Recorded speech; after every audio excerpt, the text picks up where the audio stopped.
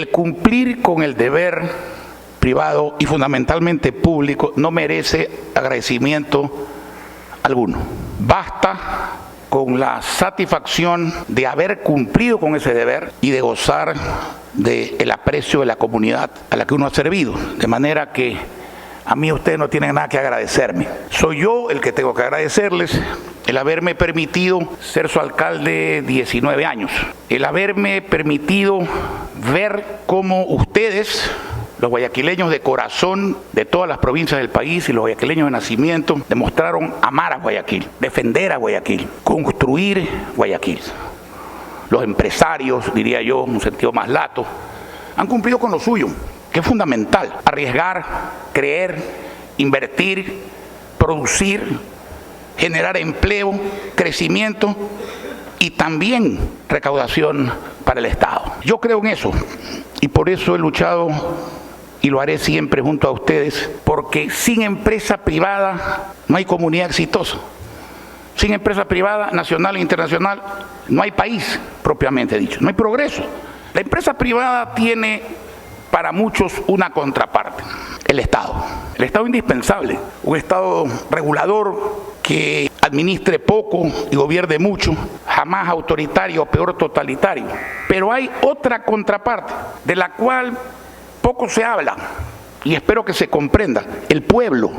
¿Ustedes se han preguntado alguna vez si puede haber empresa privada sin una sociedad, una comunidad que demande con capacidad de pago? No puede haber. Si usted debilita al pueblo, al que más allá de conceptos humanistas se lo puede llamar por conveniencia consumidor, se debilitan ustedes mismos, se debilita el país. Y por eso hay que tener mucho cuidado desde el gobierno, no me refiero a desde cualquiera, pasado, futuro, con manejar la economía de manera tal que no lacere la capacidad de compra y de pago, que es la capacidad de vivir mejor de los ciudadanos.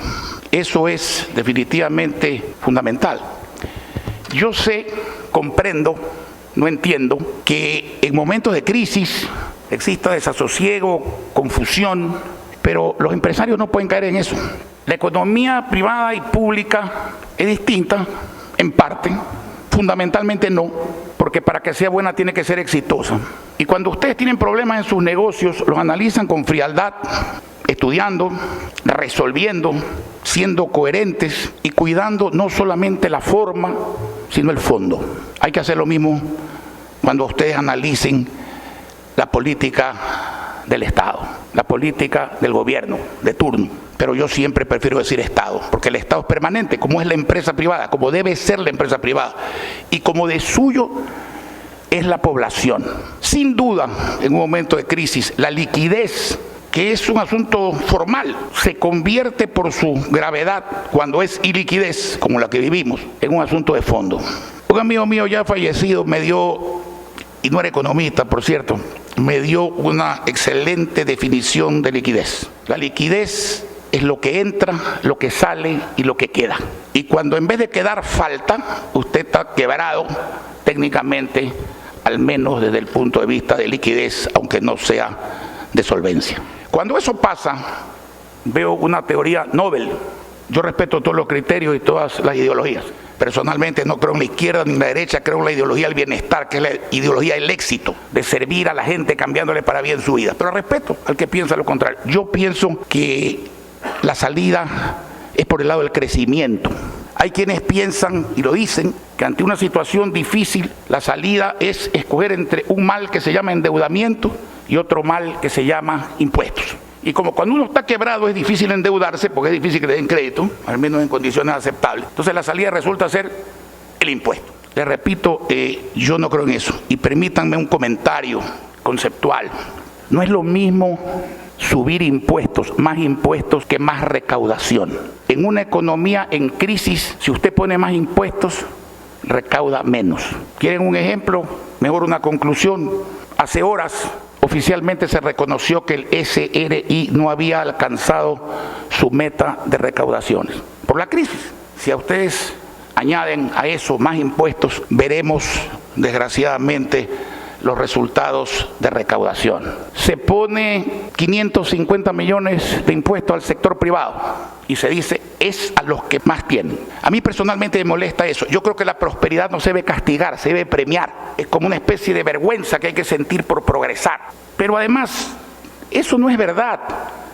Los impuestos no los pagan los que más tienen, los pagan todos los consumidores, porque el sujeto del impuesto lo traslada con dos límites: el exportador y el agotamiento de la demanda. Porque evidentemente cuando usted extrae dinero de los bolsillos de la gente compra menos, paga menos, otros cobran menos, venden menos, y si se vende menos hay menos IVA, y si se gana menos hay menos impuestos a la renta. Entonces ese círculo perverso yo no lo entiendo, no lo entiendo. Además, quisiera que alguien me dé un ejemplo de que eso funciona. Y créanme que he profundizado y no lo he encontrado. El otro concepto, menos impuestos, más crecimiento, más estímulo, más confianza, más seguridad jurídica, funciona. Funciona en Estados Unidos con el señor Trump, que puede ser criticado en muchas cosas y por muchos aspectos. El manejo de la economía es impecable. Los números de los Estados Unidos lo dicen. Vamos al otro extremo. El socialista Costa, en Portugal, hace lo mismo y es exitoso. Y a mucha distancia y con mucha humildad y muy chiquito, Guayaquil hizo lo mismo. Guayaquil hizo lo mismo. Esta ciudad tiene los impuestos prediales más bajos del Ecuador, pero tiene el presupuesto más alto de su historia, 86% dedicado a la obra y al servicio, 14% dedicado al gasto, tiene 3% de desempleo, cuando otras similares tienen 9%, 1,5% de pobreza crítica, 0,37% de índice de Gini, que la convierte en la ciudad más equitativa del Ecuador. Para nosotros esto no es un discurso, esto es una filosofía. No somos intransigentes, no hacemos politiquería con esto. Simplemente no creemos en más impuestos y por eso nos oponemos a más impuestos. Yo me pregunto, ¿necesitamos inversión extranjera? ¿Sí o no? Creo que sí. Si usted pone, como se quiere poner, un impuesto especial, un sobreimpuesto a los dividendos de las empresas extranjeras, ¿vamos a fomentar la inversión extranjera o vamos a alejar la inversión extranjera? Yo creo que vamos a alejar la inversión extranjera. Yo no sé si eso es filosofía o deseo de algunos de no tener competencia en la rama a la que se dedican, pero en todo caso eso no le hace bien definitivamente al Ecuador, le hace mal al Ecuador, le va a hacer mal a ustedes, al crecimiento, al consumo.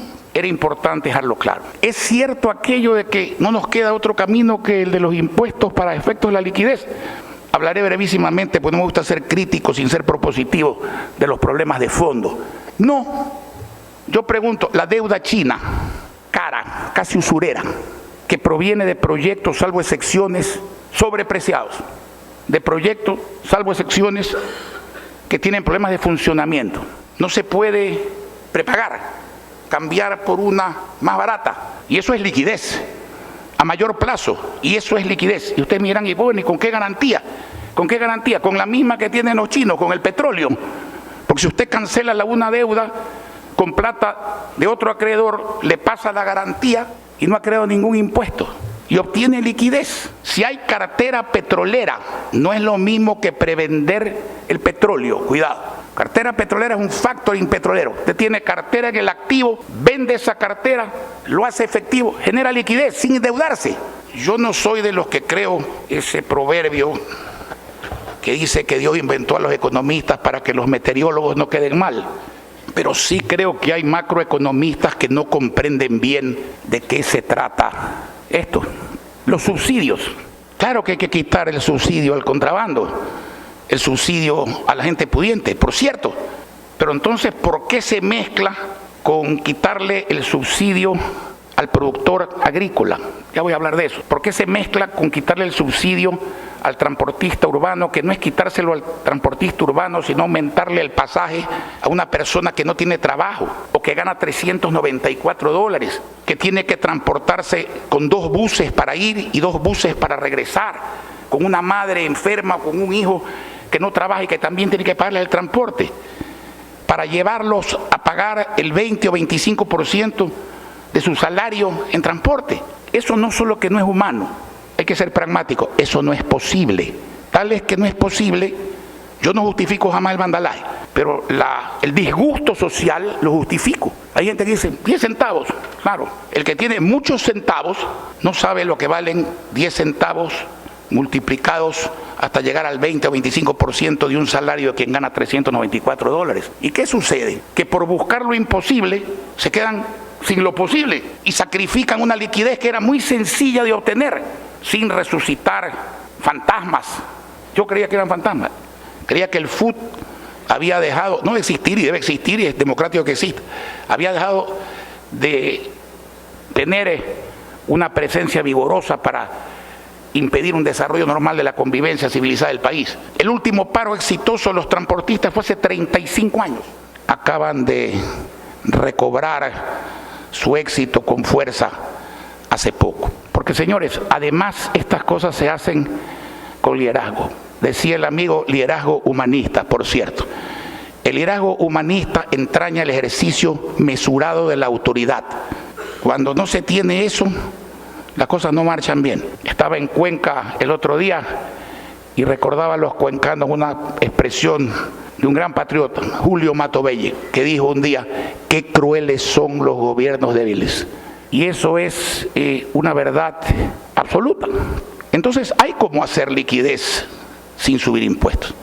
Pero hablemos de lo de fondo, porque el problema es el de fondo. Y siempre se dirá, hombre, pero es que eso demora. Claro, todo lo importante demora, todo lo importante demora. Mayor motivo para que sea lo primero que se empiece. Y yo pregunto, yo no voy a criticar al presidente Moreno, que tiene méritos por la herencia que recibió, pero sí lo he hecho cortésmente por la inacción de los 2,5 años de gobierno en este tipo de materia.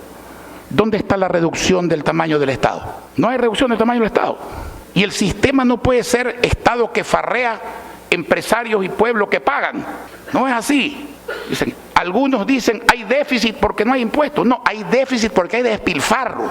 No es que hay déficit porque hay impuestos. Y déjenme concretar esto para que se entienda bien.